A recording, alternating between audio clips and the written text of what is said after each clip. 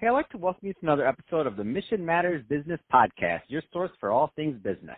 My name is Adam Torres. You can follow me on Instagram at AskAdamTorres to keep up with my book releases, book tour schedule, signings, all that other good stuff. Always love to connect with you there. As always, if you'd like to apply to become a co-author of one of my upcoming books, just head on over to the website, missionmatters.com, and click on Become an Author to apply. All right, so today is a very special reunion 2020 episode. What is that? That's when I bring on a guest I had on in the past, and I liked them so much I had to bring them right on back.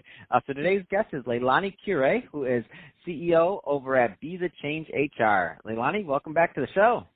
Thank you so much for having me again. So I'm excited to get into today's topic. I love we're building on the last episode.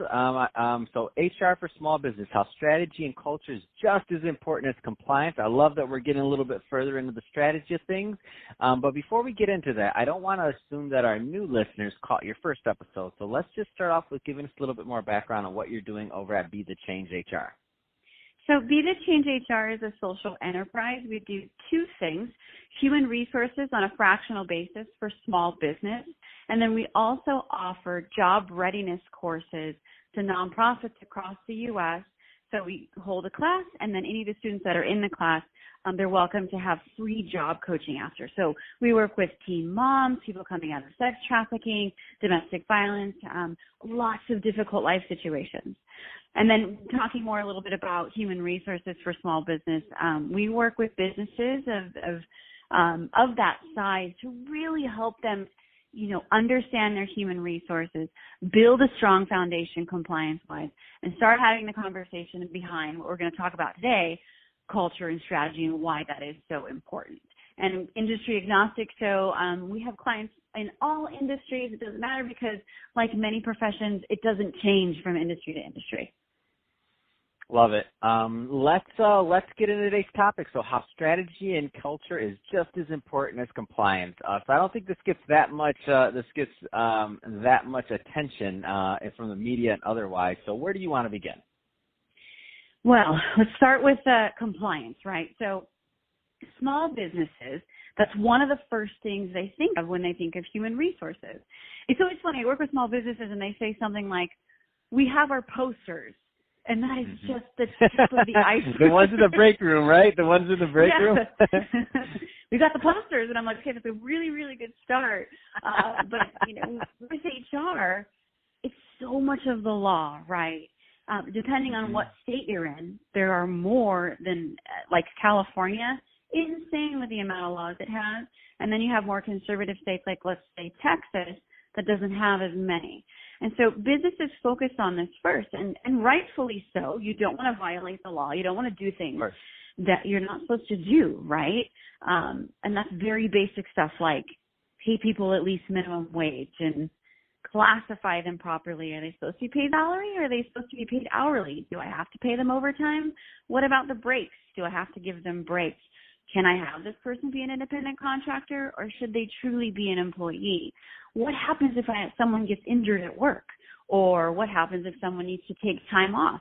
What if it's due to medical reasons? So there's all these things that businesses have to understand from a compliance standpoint.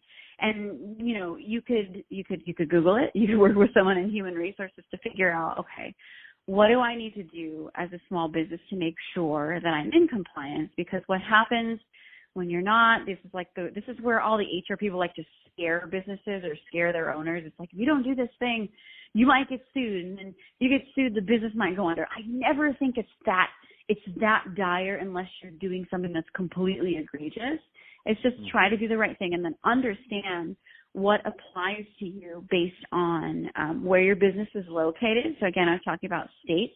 Sometimes there's local jurisdictions like San Francisco has a host of its own laws. New York City has a host of its own laws. So understand that, and then also understand what applies to you based on how many employees you have. There's several layers. But that's the foundation, right? Foundation of human resources. You always want to make sure that you're in compliance. And so let's say that you have this foundation. Let's just say in theory you've been working on it well, or they're working with a great HR professional like yourself. How do you take it a step further to move into creating that right HR culture? So it's funny. I often say it's never about what it's about. Sometimes I get people that come to me and they say, oh, we need an employee handbook. And then I go back, okay, why? Well, there's this one situation with this one employee, and we heard we needed an employee handbook, and we're really trying to manage whatever it is, manage the performance or manage someone who takes too many breaks. It could be all kinds of things. And that is sort of an open door to a conversation on what is going on in your workplace. What prompted this? Because, like I said, compliance is very important, but you also have to start talking about strategy and your employee, your company's culture. I say it this way. It's, you want a happy, healthy workforce, because if you have a happy, healthy workforce, then you're going to have happy, productive employees. And if you have productive employees, then you're going to get a good ROI on the money that you're paying your people. And then I always take it one step further. And for me, even myself, I'll say this, and sometimes I think it makes people feel a little uncomfortable. But to truly have a happy, healthy workforce, I think as business owners and as leaders, you truly have to treat your employees with love, right? And it's so funny. So when I say that, people are like, what? And I don't mean like love your employees, like love them, because I don't want you to get in trouble. You're like, wait a minute, I can't be hearing this from the HR lady. What she just said, HR told me I need to love my employees. Yeah, right. We get it. but a kind of a big, overview, love your employees, things like leaders eat last, and that you take care of your team, and that, that means pay them properly, treat them properly. They are human beings, so they're not just, one of your line items on your financials, right? No, 100%, and I get it. Yeah.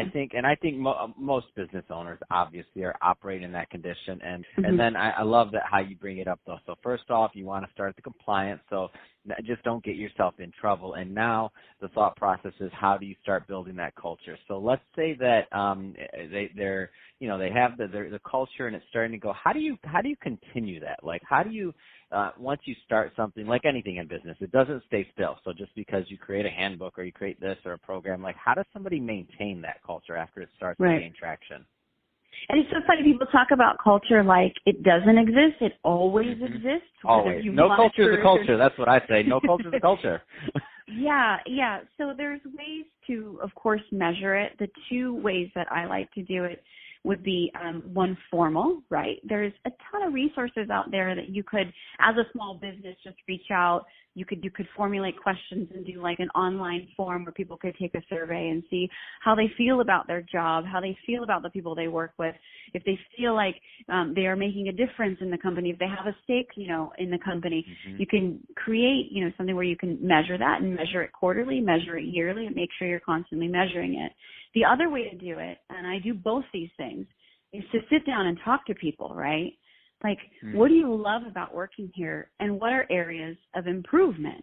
And then start gathering that information. When I do this for clients, I take keyword notes, and you talk to 10 people, 20 people, 40 people. And if you throw those keywords into something like a word cloud, you can see oh, this is what they're talking about. They're talking about benefits. Well, why are they talking about benefits? And I find both of those very valuable to measure culture. The other thing that's very, very important, and again, this is a strategy conversation that I love to have with small business owners, is, what are your core values? Have you figured that out yet?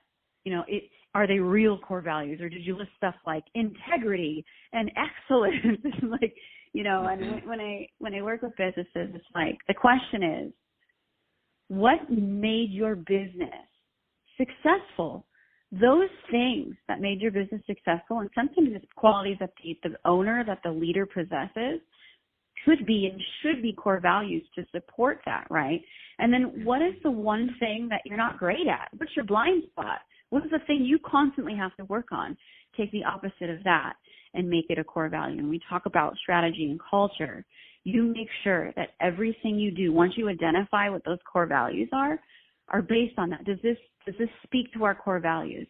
Is this interview process part of are we asking questions that have to do with our core values? Are we living it, you know? So when you measure culture, you want to make sure that you measure those things too and talk about that. And, you know, they could be, I have a client we recently did core values. One of the big ones was we are a family. So even in talking about a situation that we have going on in the workplace right now, the question is, are we treating each other like true family that cares about each other? Yes or no, right? And then no. So it's something I think that could be daunting to a small business, but also in the very same turn, in my opinion, is easy to do as long as you identify what your core values are, and then you understand and listen to your people, and then you can support a healthier culture and move the needle if you need to, or keep it where it's at because, you know, it's a great culture. That's awesome. So, LeiLani, I could talk to you about this all day long, but we're about out of time. So if somebody's listening to this and they want more information on Be the Change HR, what's the best way for them to reach out and to connect with you? Yeah, you can check out our website. It's BeTheChangeHR.org, and you're welcome to email me directly. My email is LeiLani, that's LeiLani, @BeTheChangeHR.org. And if you're looking for inspiration, check out our Instagram @BeTheChangeHR. Fantastic. Well, hey, LeiLani, it's been awesome having you back on this reunion 2020 episode. I'm sure we're going to be continuing on the shoulder again in 2021, see what's going on and get some more updates from you and what's going on over at Be the Change HR. So always a great time.